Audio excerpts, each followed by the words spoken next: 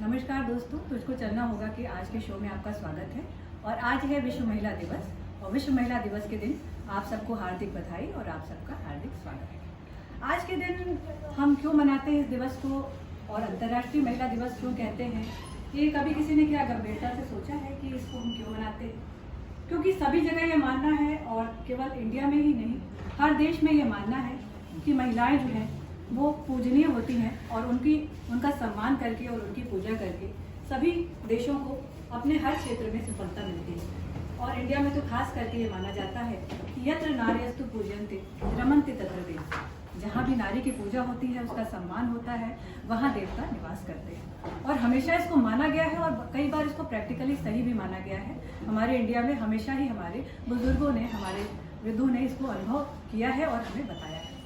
तो इसीलिए विश्व नारी दिवस मनाया जाता है और आज के दिन विशेष तौर पे स्त्रियों को सम्मानपूर्वक याद किया जाता है और उन्हें सम्मानित किया जाता है।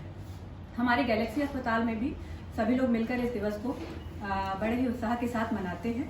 और दोस्तों बता दूं कि हमारे अस्पताल में विशेष रूप से स्त्रियों को सम्मान दिया जाता है और उनके हर ज़रूरतों का ख्याल रखा जाता है और कोशिश की जाती है कि हर तरह से उनमें पुरुषों के साथ समानता बनाई जा सके।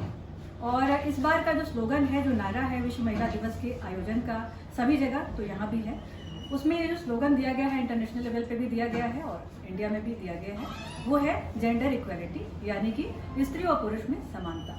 तो समानता के स्लोगन को देने का मतलब ये है कि उसको हम पालित करने की कोशिश तो कर ही रहे थे अब तक, उसके लिए सारे प्रयास किए जा रहे थे, पर आगे इस स्लोगन को दे देने से और भी ज़्यादा हम इसके प्रति जागरूक हों और इस प्रयास को करें और कोशिश करें कि हमारे देश में भी अन्य जो पश्चिमी देश हैं उसी की तरह हमारे देश में भी जो है स्त्रियों को पूर्ण सम्मान दिया जाए और उन्हें पुरुषों के बराबर ही वरीयता दी जाए। कोशिश तो हर तरह से की जा रही है दोस्तों, पर हमें अभी पूरी तरह से इस क्षेत्र में सफलता नहीं मिल सकी है। कारण ये है कि अभी भी घरों में जो मेंटेलिटी है, जो माइंडसेट है, जो सोच है, उसे हम नहीं बदल पाए हैं।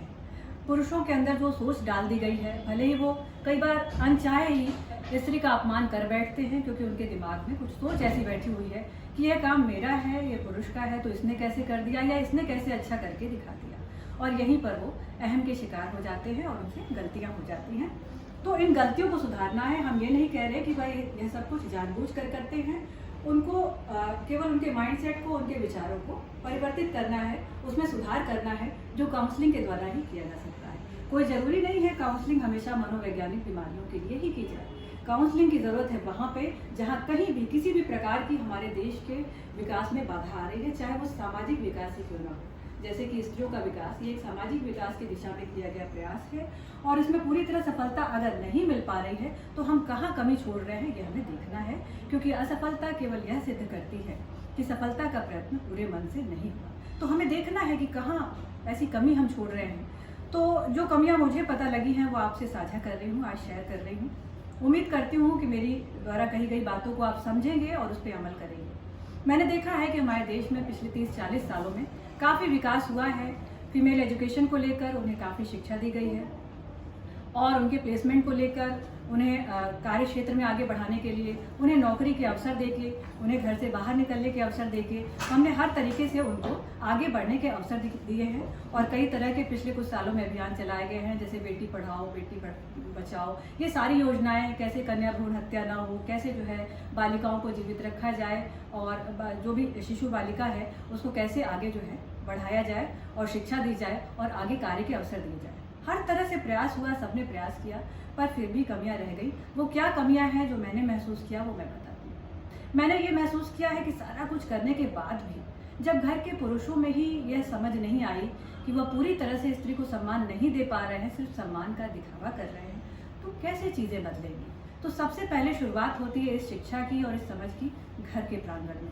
घर के प्रांगण में भाइयों को, पिता तो चलिए अपनी पुत्री को बहुत सम्मान देते हैं, राजकुमारी बना करके रखते हैं, पर भाइयों को समझना है कि हर बात में कहना, अरे तू ये काम कैसे करेगी, मैं तो लड़का हूँ, तू कैसे करेगी, तू लड़की है।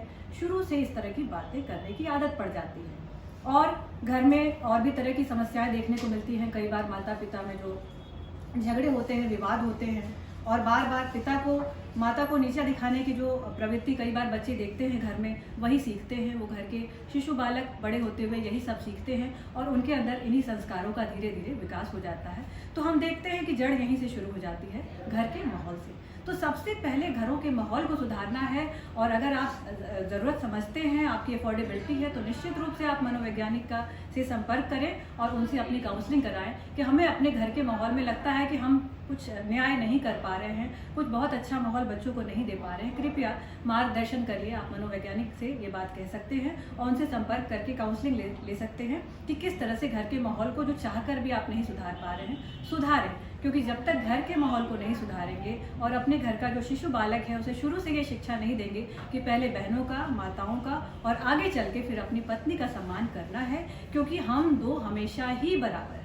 कहीं ना कहीं शारीरिक क्षमता में कमी हो सकती है स्त्री के, और यह ईश्वर का बनाया हुआ है, इसे हम बदल नहीं सकते, परंतु बाकी और कोई क्षमता ऐसी नहीं है जिसमें कमी है। तो इस चीज़ को समझते हुए हमें स्त्रियों को घर से ही जो है हर क्षेत्र में, हर कार्य में उन्हें समान अवसर देने हैं और उन्हें बात बात पर उनकी अक्षमता का एहसास नहीं कराना है। जैसे कि घर में आप कोई मेजर डिसीजन लेते हैं, कोई बड़ा फैसला लेते हैं, जैसे बच्चों की करियर को लेके कोई डिसीजन लेना है, तो पिता को माँ से राय लेनी चाहिए और उसकी राय को पूर्ण अहमियत देनी चाहिए कि हाँ, ये भी तो सही कह रहे हैं, चाहे वो शिक्षित है या नहीं शिक्षित है, पर वो भी समाज के साथ चल रही हैं, वो भी अपने बच्चे के बारे में जो भी बताएंगी उसके भले के लिए ही बताएंगी, तो उनसे राय लेनी है। कई बार होता है घर में आप कोई बड़ी चीज़ खरीदने जा रहे हैं, मान लीजिए गाड़ी खरीदने जा रहे हैं, घर की स्त्री से पूछिए उसे किस तरह की गाड़ियाँ पसंद हैं, वो क्या पसंद करती है। इसलिए नहीं कि वो चला नहीं सकती, उससे समझना है, उसकी भी राय लेनी है, हर जगह उसे अहमियत देनी है।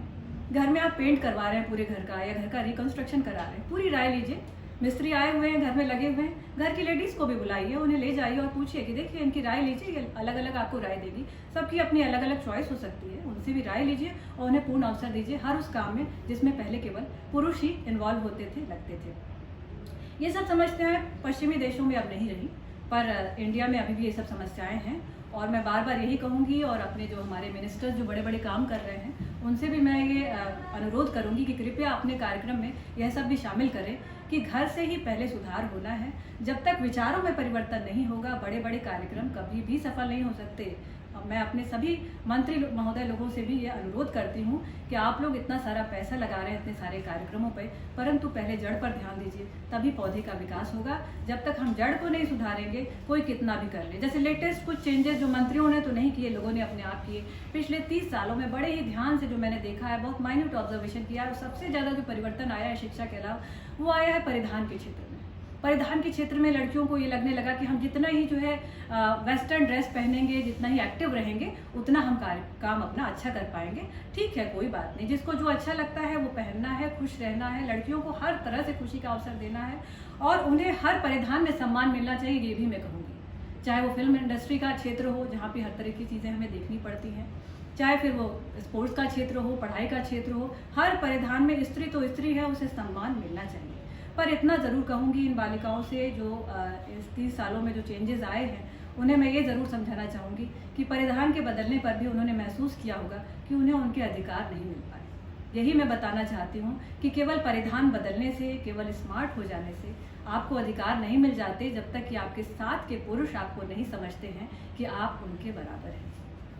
हम पहले जिस भी परिधान में रहते थे, शुरू से ही हम जो साड़ियाँ पहनते थे, हमारे एंशिएंट काल में, पुराने ज़माने में भी जो है स्त्रियों को सम्मान मिलता था। अगर हम वैदिक काल की बात करें तो स्त्रियां पूरी तरह से ढक के और साड़ी और इस तरह के कपड़े उस ज़माने से ही पहनती आ रही हैं, और उस ज़माने में कहीं ज़्यादा सम्मान स्त्रियों को मिलता था और लोग उन्हें बराबर अधिकार देते थे। तो बराबर अधिकार पाने के लिए कोई ज़रूरी नहीं है कि हम फराटेदार अंग्रेज़ी बोलें, हम बहुत स्मार्ट लगे, डोमिनेट करें, कुछ हाथापाई करें, तब हमें अधिकार मिलेंगे।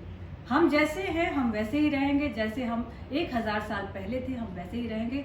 उस समय स्त्रियों को बहुत सम्मान मिलता था। पहले आप माइथोलॉजी वाले सीरियल देखिए कि सतयुग में और वैदिक युग में कितना ज़्यादा स्त्रियों को सम्मान मिलता था, शिक्षा मिलती थी और उन्हें सब बातों पर निर्णय देने का अवसर दिया जाता था पूर्ण सम्मान के साथ, और उन्हें देवी कह के पुकारा जाता था। आज जब सब लोग इतने स्मार्ट हो गए हैं, तो आज वो जो भी कुछ कह रहे हैं, जो अधिकार पा भी रहे हैं, वो ज़बरदस्ती करके पा रहे हैं, हाथापाई करके, डोमिनेट करके पा रहे हैं। उन्हें सहज रूप से सम्मान नहीं मिल रहा है। इसीलिए मेरा निवेदन है सभी बालिकाओं से, स्त्रियों से, कि अपने परिधान को लेकर इतना ज़्यादा भी परिवर्तित ना हो, देश की सभ्यता और संस्कृति को बनाए रखें और पुरुषों से ये निवेदन है कि वो स्त्रियों का सम्मान करें और उन्हें समान अवसर दें और इसकी शुरुआत घर से ही करें। और हमारे जो मिनिस्टर्स हैं उनसे निवेदन है कि इतना सारा पैसा जो इतने सारे अभियान पे लगा रहे हैं, कृपया वो इस तरह के भी सामाजिक कार्यक्रमों का भी मीडिया पर प्रचार शुरू करें कि घर से ही होती है शुरुआत और जड़ से ही होती है शुरुआत किसी भी विकास कार्यक्रम की। विचार बदलिए, सोच बदलिए, देश बदलेगा। आज के लिए इतना ही दोस्तों, क्योंकि ये एक अस्पताल है जहां सभी लोग बिजी हैं। सभी ने मेरा साथ दिया, इसके लिए मैं सबको धन्यवाद देती हूँ और उम्मीद करती हूँ कि आप लोगों ने आज विश्व महिला दिवस के दिन मेरी इन बातों को समझा होगा और इस पर अमल करेंगे और इस पर लाइक देंगे। लाइक दीजिए और सब्सक्राइब करिए मेरे चैनल को। धन्यवाद।